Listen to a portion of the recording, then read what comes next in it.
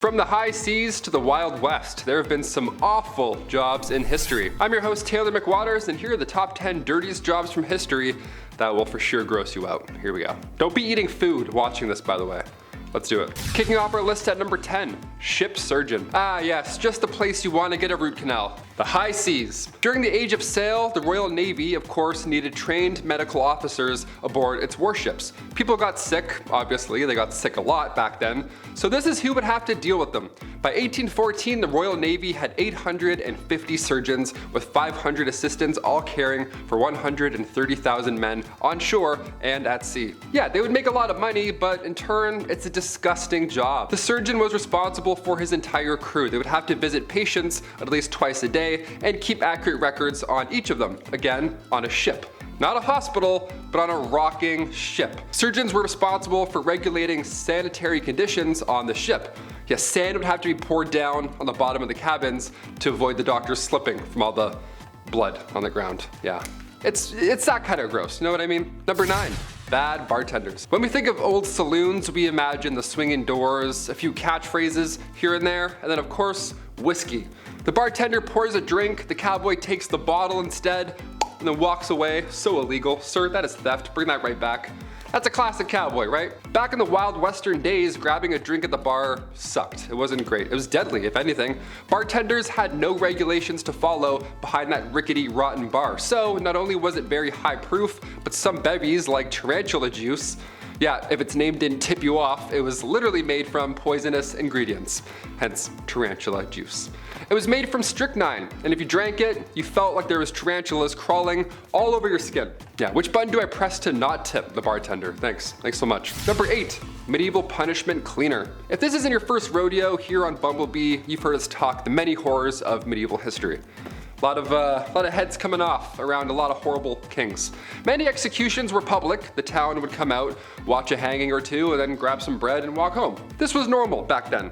So gross. One of the earliest documented executioners began all the way back in 1202, the OG headsman, Nicholas Johann. Their nickname was the Justice, which, I mean, as far as nicknames go, it's pretty sick.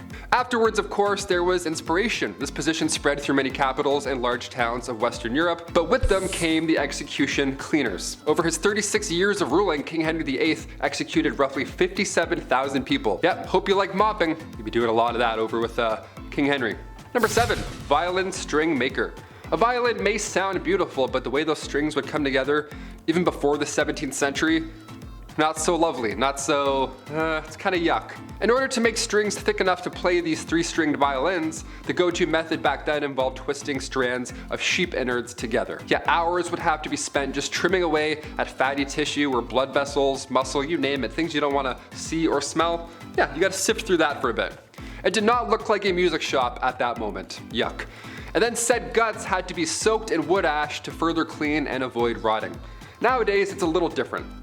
Actually, not really. It still sucks for animals, but, you know, less bloody, less dirty, I guess, all around. Number 6, Nomenclator. Basically, a campaign volunteer back in the Middle Ages. Only you weren't a volunteer, and the campaign was a miserable fat king. A nomenclator in old European times was responsible for remembering names of people that the king met all night long. You know, how to contact new business partners, which family they're in, which family they're not in, you know, keeping track of all the social politics of being a king.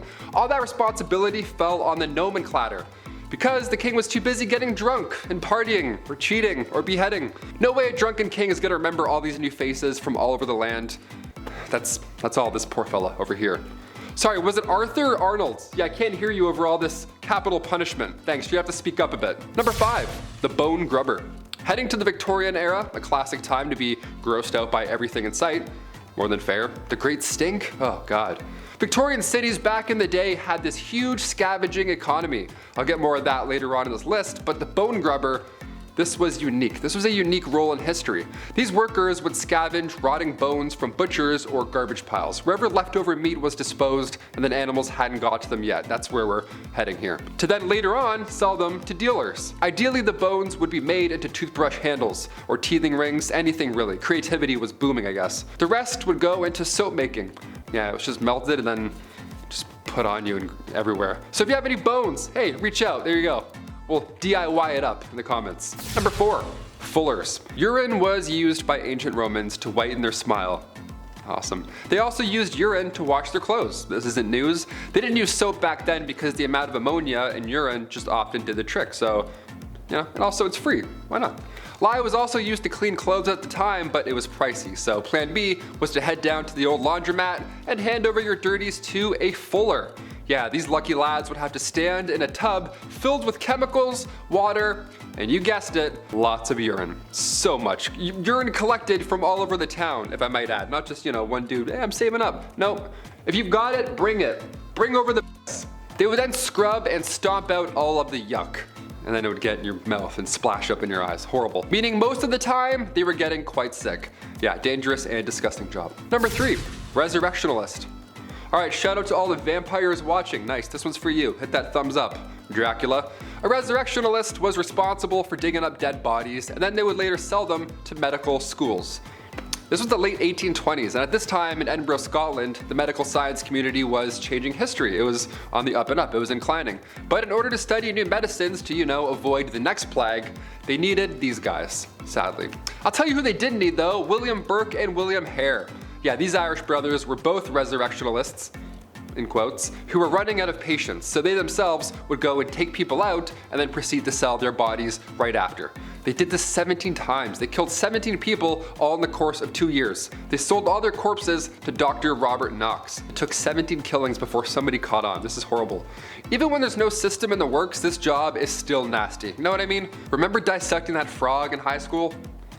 This is like, you don't even want to know. It's way worse. Way worse. Number 2, Toshers. This was one of the worst jobs back in the day, and it wasn't even legal. Yeah, double the fun. There we go. Early 19th century London. A little more modern here, but worth a mention. These Toshers would spend all their time in the sewers below London just trying to find coins or valuables. Anything that's been accidentally washed or forgotten. That's how hard it was finding work back then. You had to climb into sewers to hopefully find some old earrings. Maybe. Just searching for scrap metals, anything really that nobody else wants to go down and claim. Now sometimes it was worth the plunge. A lot of these folks would make around $20,000 a year.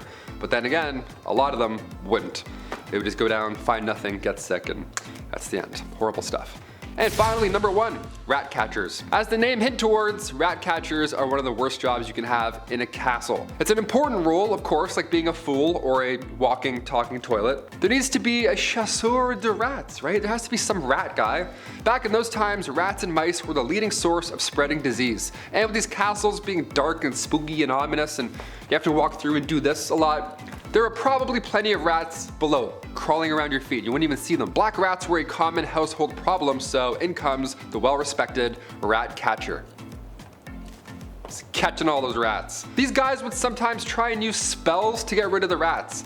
Yeah, that's hilarious. That's hilarious. Like your Doctor Strange trying to do a spell, all the rats just plunge out of the sewers. If it worked, I'd shit my pants. But more often than not, that didn't work, so poison powders were the main trick of the trade for a rat catcher. The Pied Piper, he was an OG. He did musical numbers, pests came out, people were moving around. It was good. No one does it like him. Any rat catchers out there, you deserve a bonus, especially now. Ew, basements are way grosser, I think, in my opinion. Hoarders? Disgusting. Don't even get me started on hoarders. Guys, I've been your host, Taylor McWaters. Those are the top 10 dirtiest jobs from history that hopefully grossed you out. Let me know in the comments if a couple of them got you. And if they didn't, whatever. I'll return back for part 2 and I'll make you puke on your keyboard then. That's what you want. Fine.